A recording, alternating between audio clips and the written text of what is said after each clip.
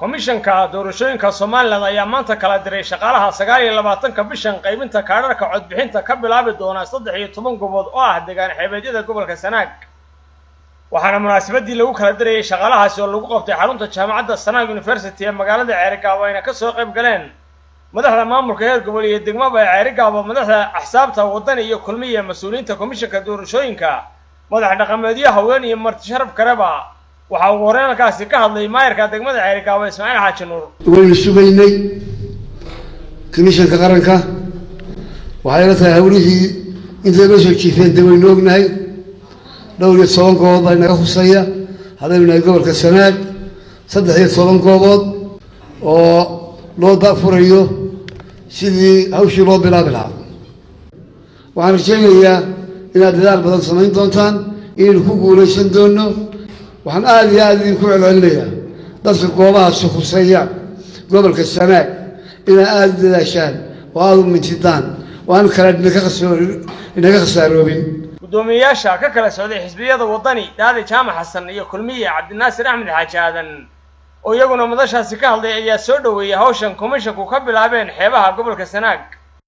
anaga haddaan nahay xisbiga kulmiye waxaanu aad iyo aad u soo dhaweynaynaa in kaararkii codbixintu ay ka bilaabaan gobolka Sanaag gudoomiyaha jaamacadda Sanaag University Professor Cali Cabdi Hurre ayaa isaguna dhinaciisa shaqaalaha komishanka oo dhammaantood laga qaatay ardayda jaamacaddan wuxuu halkaas uga soo jeediyay dardaaran ku saabsan inay wanaajiyaan shaqadooda sumcadna u soo hooyaan jaamacaddoodan dhalinyaratihiin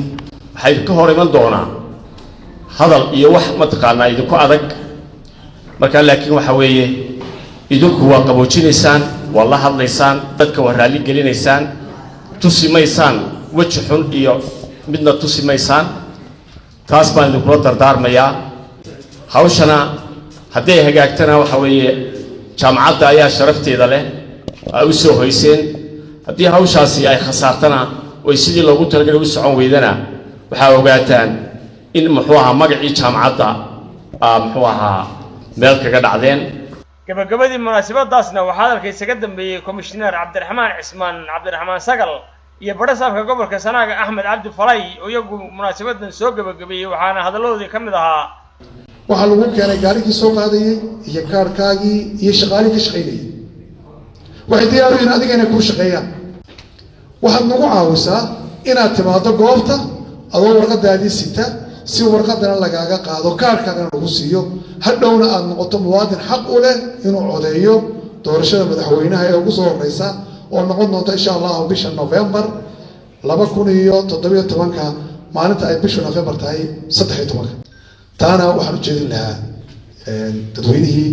goobta deganaa midna gobolka iyo degmada ayaan la lahaayo sidii awal baad kumishku ka bartay hawlooda la taabisaan inta hawshaas socoto 5 cisho waxaan jecelahay in aad iyo aad noola taabisaan waxaan halkan ka soo jeedinayaa dadweynaha guud ahaanba inay isla kaashadaan oo uqaasha iyo madax dhaqameedka iyo aqoon-yahanka haweenka dhalinyarada qof kastaaba uu u guntado sidii aynu kaararka u qaadan lahayn haddii alla idmo Abdullaahi Xuseen Darwish Somali Cable TV Ceerigaabo